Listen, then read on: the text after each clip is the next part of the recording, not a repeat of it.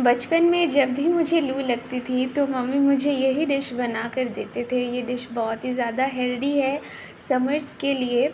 और जब मैं नहीं खाती थी तो पापा बहुत ज़्यादा गुस्सा करते थे, क्योंकि मुझे बचपन में इसके जो इंग्रेडिएंट्स डाले जाते हैं इसमें वो अच्छे नहीं लगते थे। लेकिन अभी ये मेरी फेवरेट है।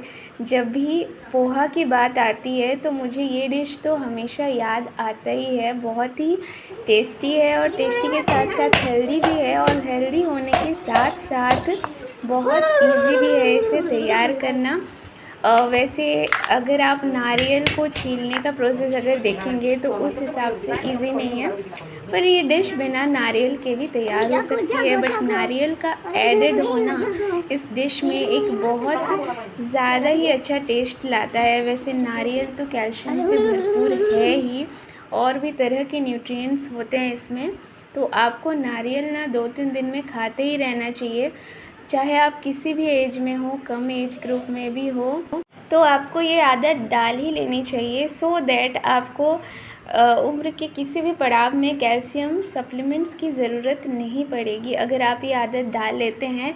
और नारियल एक ऐसा मतलब फल है जो कि बिना किसी मिलावट के आपको मिलेगा, क्योंकि इसमें किसी भी तरह के, जैसे कि हम सुनते हैं कि फ्रूट्स में इंजेक्शंस को इंजेक्ट किया जाता है, तो इसमें इस तरह का कोई मिलावट नहीं हो सकता। तो ये एकदम मिलावट से फ्री है, तो इसे आपको ज़रूर से कंज्यूम करना चाहिए।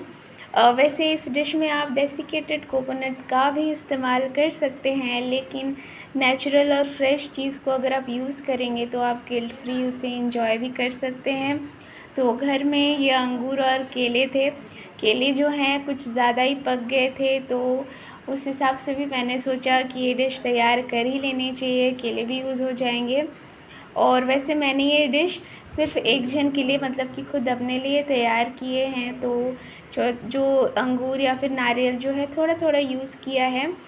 अगर आप 5-6 जन के लिए तैयार कर रहे हैं तो आप ये सारे जो फल हैं आप इसे यूज़ कर लीजिएगा, बहुत ही हेल्दी होता है।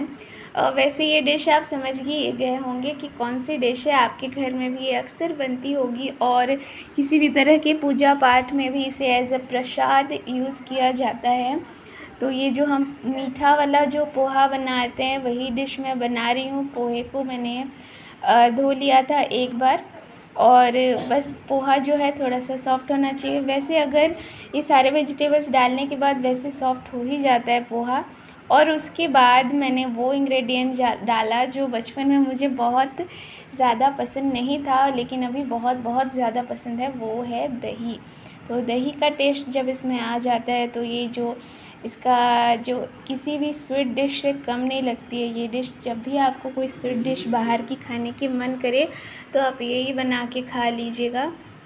बहुत ही हेल्दी भी है, और मतलब कोई आपको ज़्यादा सामान इकट्ठे करने की भी ज़रूरत नहीं है। वैसे मीठा वाला पोहा सिर्फ चीनी के साथ भी बनता है, और अब दही डाल दीजिए तो वो भी इतना अच्छा ही बनता है। कोई मतलब जैसे अंगूर केले वगैरह हैं, ये सब अगर घर पे ना भी हो तो आप बस उसी को ही बना के खा सकते हैं।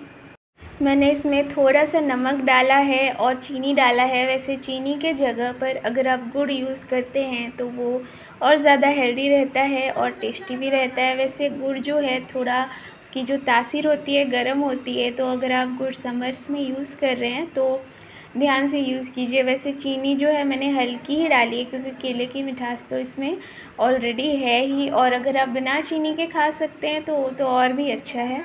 वैसे इस डिश को मैंने अकेले प्रिपेयर किया है, और ये प्रिपरेशन का जो प्रोसेस था बहुत ही ज़्यादा सेटिस्फाइंग था। और ज़्यादा कुछ आपको गैस पर तो कुछ हम लोग का काम ही नहीं है, तो एकदम अगर समर्स में कुछ भी बनाने का मन ना करे तो ये डिश तो परफेक्ट होती है। इसीलिए ज़्यादातर जो हम लोग की ओडिया फैमिलीज़ में यही प्रेफर किया जाता है, और कोई भी स्पेशल ओकेज़न में इस डिश को यूज़ किया जाता है। अगर आप सोचेंगे इतनी सिंपल डिश है फिर भी इस डिश को यूज़ करते हैं, तो हाँ, क्योंकि ये बहुत ही ऑस्पिशियस डिश माना जाता है हर तरह के पूजा पाठ और त्योहारों में। तो आप बताइए कि कैसी लगी आपको ये रेसिपी, और ज़रूर शेयर कीजिएगा कि आप इसको किस मेथड से बनाते हैं। मुझे बहुत खुशी होगी, अपने कमेंट ज़रूर डालिएगा। So please like the video and subscribe to our channel.